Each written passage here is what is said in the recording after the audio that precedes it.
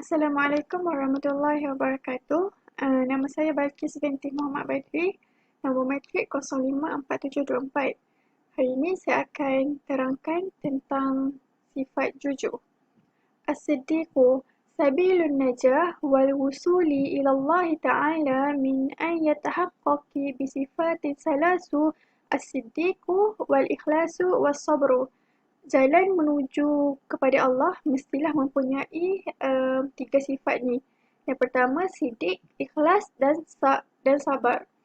Lianna jami'a sifati al-kamali la bitahalli biha al-insanu ila idza kanu muttasifan bihadhihi sifatus salasi. Tanpa ketiga-tiga sifat ni, sifat kesempurnaan tidak akan tercapai. La tanummu al-a'mala illa biha wal a'malu fasadat walam tanlu al-qulubu. Tidak sempurna amal soleh tanpa sifat-sifat ni dan amal akan jadi rosak dan tidak diterima. Al-Imam Ghazali rahimahullah ada berpendapat as-siddiqu yusta'milu fi sittatil ma'anan. Faman ittasafa bisiddiqu fi jami'an dhalik fahuwa sadiqun. Sesiapa yang mempunyai sifat siddiq ni selayaknya digelar as-siddiq. Pertama, as-siddiqu fi qawli, siddiq pada perkataan. Contohnya, seseorang tu berkata-kata mestilah dia menepati kata-kata itu. Contoh dia, kalau dia berjanji, dia kena tunaikan janji dia. Seterusnya, as-sadiqu fi niyah wal iradah, siddiq pada niat dan kehendak. As-siddiqu fil azam, siddiq pada azam dan cita-cita. As-siddiq fil wafa'i bil azam, siddiq dalam mewujudkan cita-cita tu. Terusnya as-siddiq fil amal, siddiq dalam beramal.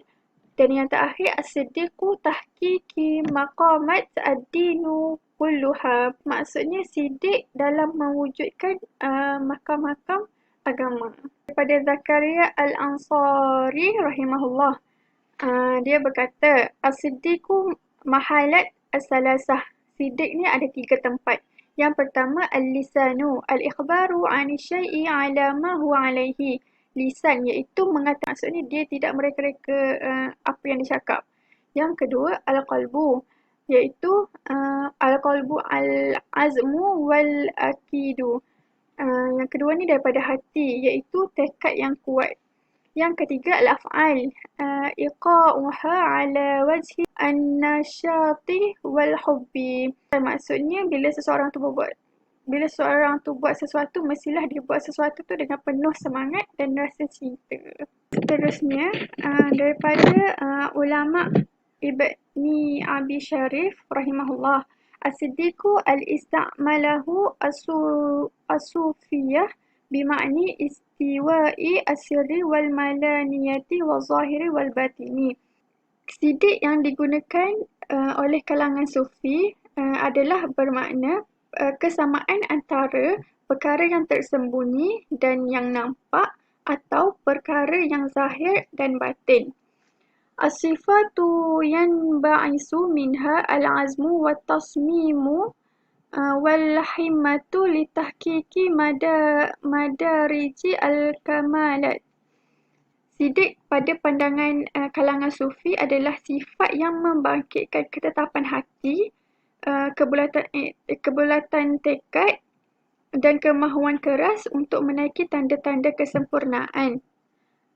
At-takhalli an as-sifati an-naqisah al-mazmumah, dan membebaskan diri dari segala akhlak yang tercela. Siddiqu al-i'tibaru sawfullahi ta'ala fi yadi saliki yaqta'u bihi hibalal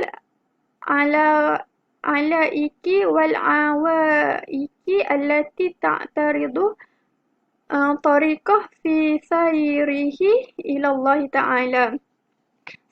Siddiq ni diibaratkan sebagai pedang Allah yang berada pada tangan orang soleh. Bila dia pegang pedang tu, dia akan memotong tali-tali yang menghalang jalan dia untuk menuju kepada Allah. Dan kalau tak ada pedang dan dia akan terancam sehingga dia akan terhenti di tengah jalan ataupun dia akan berpatah balik ke belakang. Terusnya, hunaka ba'da al-ihtimamu as-sadiqi fi dharafu ma'inah. Terdapat banyak kepentingan jujur dalam keadaan-keadaan tertentu. Yang pertama, as-siddiqu fi tahdhibi an-nafsi al-ammarah. Kejujuran dalam mendidik jiwa. Yang pertama, dapat mewujudkan kejayaan dalam membebaskan diri daripada kekotoran dan syahwat. Yang kedua, dapat menyucikan hati. Yang ketiga, dapat merasakan keimanan macam apa yang disebut oleh Nabi Muhammad SAW, iaitu zaqa at-ta'mu al-iman. Yang kedua, as-siddiqu fi muharabati asyaitan wa takhlisu min wasawisah. Kejujuran dalam melawan syaitan. Yang pertama, selamat dari tipu daya syaitan. Yang kedua, membuatkan syaitan berasa berputus asa untuk menyesatkan dan menggoda kaum Adam. Yang ketiga, as-siddiqu fi ikhraji hubbid dunya. Kejujuran untuk membebaskan hati daripada mencintai dunia. Kebaikan dia, manusia tu boleh bermujahadah secara berterusan. Contohnya, dia boleh bersedekah, dia boleh bantu orang lain, dia boleh mengutamakan orang lain dalam kebaikan. Yang keempat, as-siddiqu fi talabil ilmi. Kejujuran dalam menuntut ilmu. Okey, apa kebaikan dia? Yang pertama, dia boleh melepaskan diri dia daripada kebodohan dan boleh memperbaiki amal dia. Boleh istiqamah dan sanggup berkorban. Dan yang ketiga, ulama sendiri pun tidak akan menjadi pandai tanpa 3 sifat ni, iaitu jujur, ikhlas dan sabar. Yang kelima, as-siddiq fil amal. Kebaikan dia membuatkan darjat seseorang tu semakin meningkat dan menjadikan ilmu seseorang tu sebagai penyebab kesempurnaannya. Seterusnya, hikmah as-siddiq. As-sadiqu kamadkhali ila jannah. Menjadi jalan ke syurga. Kasabad darajah al-aliyah. Mendapat darjat yang tinggi. Al-istighfar an az-zunubi wa jalabi as-sawabu. Dosanya diampun dan mendapat pahala. Musa'adati wa istijabati lis-salah. Allah akan memberi pertolongan dan doa dia akan dimakbulkan. Tajannubu linnifaki. Terhindar daripada sifat-sifat munafik. Dan yang terakhir, iktisabu rohati al-bali. Mendapat ketenangan hati. Ulama Qurtubi rahimahullah berkata, wajib bagi semua orang yang memahami tentang Allah untuk selalu berlaku benar dalam setiap ucapannya, ikhlas dalam setiap perbuatannya dan jernih dalam setiap kondisi hatinya.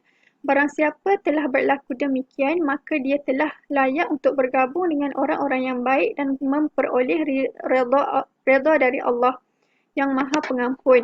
Fa'alaika ayyuhal muridu an yakunu as-sadiqan fi aqwalika li'annal kadhiba min sifatil munafiq. Maksudnya, seseorang tu perlulah sentiasa jujur dalam setiap ucapannya kerana berbohong merupakan salah satu sifat-sifat orang munafik. Seperti sabda Nabi SAW, ciri-ciri orang munafik itu ada 3. Jika berbicara, dia bohong. Jika berjanji, dia ingkar. Dan jika dipercayai, dia khianat. Yang terakhir, wakun sadiqan fi muwafaqatiki li rabbika amran wa nahiyan wa fi tibaika li rusulihi. Hati tatahaqqaqu lil abadiyati lillahi ta'ala fahiya amniyatu as-salikina li rabbihim fi jami'i maratibihim wa maqamatihim. Dan hendaklah seseorang tu jujur dalam penerimaan dia terhadap perintah dan larangan Allah dan hendaklah dia sentiasa mengikut sunnah Rasulullah sehingga dia boleh mewujudkan rasa perhambaan kepada Allah. Sekian saja daripada saya. Seterusnya akan disambung oleh partner saya, Nurul Fatin Izzah.